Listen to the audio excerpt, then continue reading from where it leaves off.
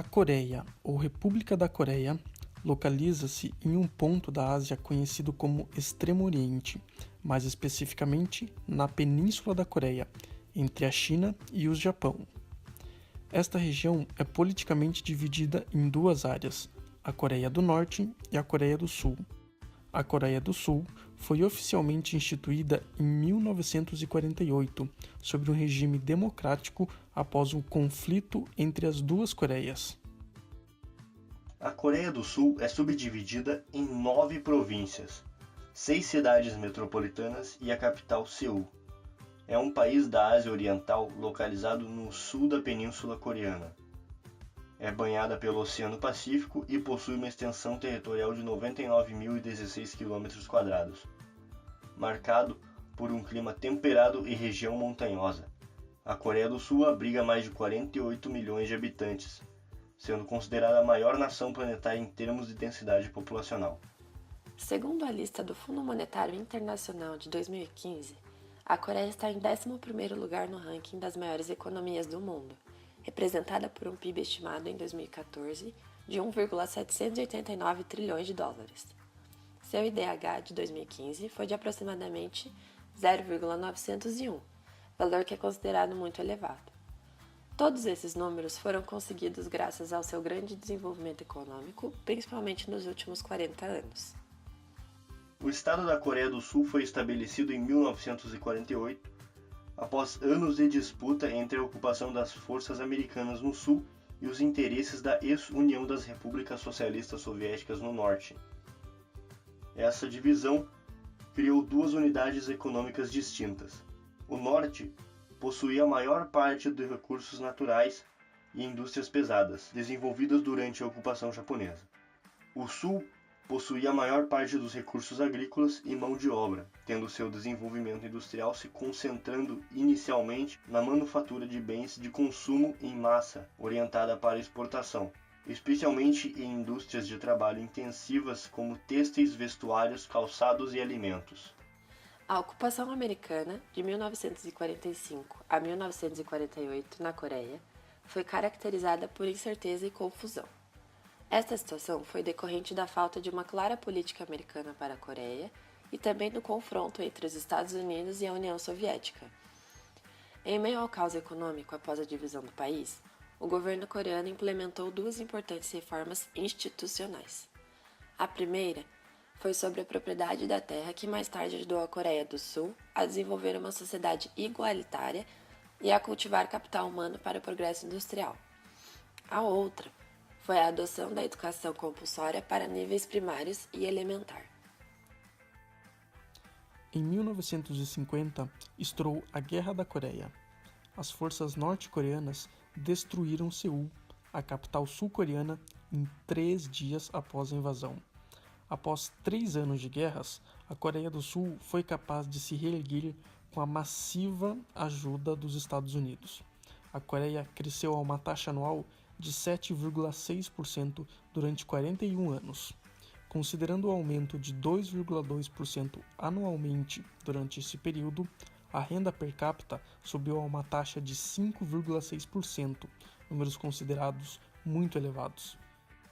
Esse crescimento econômico foi liderado por uma política de industrialização, o qual enfatizava a reconstrução do país através da substituição das importações por exportações, nas intervenções governamentais, no sistema de preços, na relação do governo com os grandes grupos e principalmente nos 7 planos quinquenais de desenvolvimento econômico e social.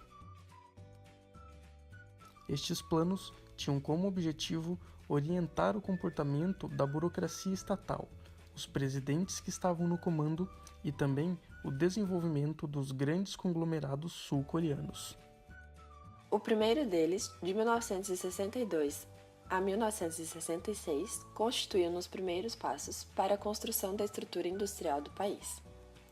As principais direções políticas visavam assegurar as fontes de fornecimento de energia, corrigir os desequilíbrios estruturais, expandir as indústrias básicas e de infraestrutura, mobilizar os recursos inativos, melhorar a posição da balança de pagamentos e promover o desenvolvimento da tecnologia.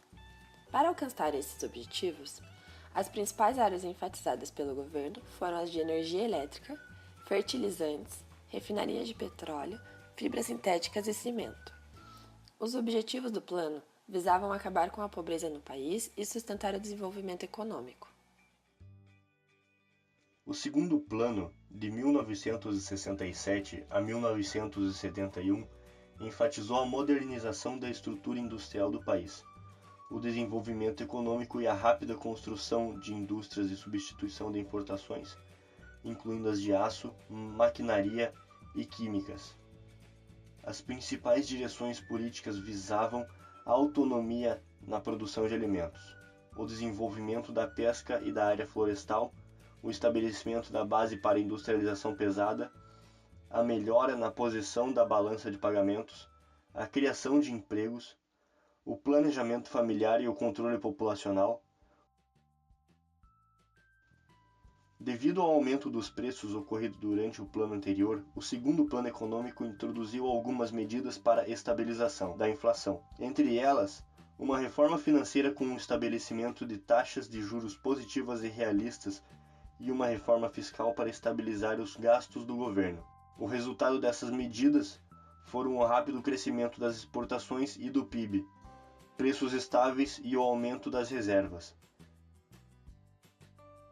O terceiro plano, de 1972 a 1976, privilegiou o progresso das estruturas orientadas para exportações e a promoção das indústrias químicas e pesadas.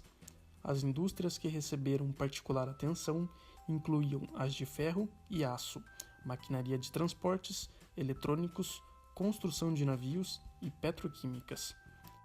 O governo fornecia às novas indústrias matérias-primas, assistência financeira e empréstimos a baixas taxas de juros com o objetivo de reduzir ou até eliminar a dependência em capital estrangeiros.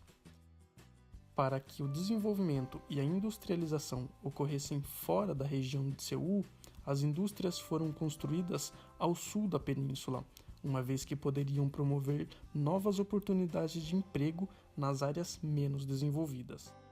Os principais objetivos do terceiro plano eram harmonizar o crescimento, a estabilidade e a igualdade, estabelecer uma economia confiante, o desenvolvimento da propriedade nacional e o desenvolvimento regional balanceado. O quarto plano, de 1977 a 1981, visava o desenvolvimento de indústrias que pudessem competir efetivamente nos mercados industriais internacionais. As indústrias de alta tecnologia e as que exigiam mão de obra qualificada, como as de máquinas, ferramentas, eletrônicos e construção naval, foram consideradas estratégicas. O plano também enfatizava as indústrias químicas e pesadas, como as de ferro e aço, petroquímicas e de metais não ferrosos. Como resultado, essas indústrias cresceram a uma taxa de 51,8% em 1981 e suas exportações aumentaram para 45% do total. Neste período, a Coreia do Sul passou por várias turbulências no governo, devido à recessão mundial, assassinato do presidente da época, golpes militares, revoluções estudantis, criação de uma nova constituição, entre outros. Em 1982, o quinto plano foi lançado com o objetivo de construir uma sociedade de bem-estar.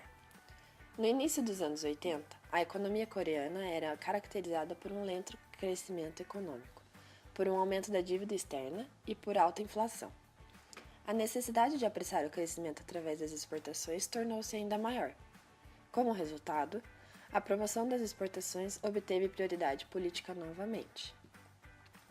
As principais mudanças na política comercial incluíam promoção dos produtos de exportação e diversificação de mercado, reformas no sistema de apoio às exportações, diminuição nas taxas para expandir a importação de produtos para a manufatura e aumento dos empréstimos associados com a exportação de bens duráveis, como máquinas e navios. O plano enfatizava, ao invés das indústrias químicas e pesadas, como nos planos anteriores, as indústrias de tecnologia intensiva, como as de máquinas de precisão, eletrônicos, como televisores, videocassetes e semicondutores, e informação. A partir de 1986, a economia passou a apresentar um satisfatório crescimento econômico, preços estáveis e um superávit na balança de pagamentos. Nesta época, foi intitulado um presidente novamente. O Sexto Plano, de 1987 a 1991, enfatizava a eficiência e a competitividade internacional da economia coreana, através da liberalização dos mercados financeiros, das importações e das taxas de câmbio. As maiores mudanças na política econômica visavam a redução gradual de vários subsídios fiscais, da privatização de empresas públicas, do controle monetário indireto e da diminuição dos empréstimos estrangeiros. As mudanças introduzidas neste plano levaram à expansão monetária e a atrasos no ajuste estrutural industrial, o que se deve principalmente ao superávit na balança de pagamentos. O governo continuou enfatizando o desenvolvimento de ciência e tecnologia e a promover o potencial criativo e as iniciativas das empresas sul-coreanas em geral. O sétimo e último plano, de 1992 a 1996, foi formulado após a Coreia do Sul se tornar membro das Nações Unidas, quando sua renda per capita já alcançava a marca de $7.000. Seus principais objetivos eram promover uma economia eficiente e saudável, inovar a administração e estabelecer um trabalho correto e ético. O governo enfatizava a reorganização da educação e promoção de treinamento profissional, expansão da infraestrutura e eficiência no transporte, administração eficiente, organização industrial e o reforço das pequenas e médias empresas, melhoria na estrutura agrícola, restabelecimento das funções do governo, expansão da abertura econômica, preparação para a unificação e promoção da cooperação Norte-Sul. Na Coreia do Sul, a organização industrial é, desde a década de 50, baseada nos grupos empresariais de grande porte conhecido como chaebols, que significa conglomerados.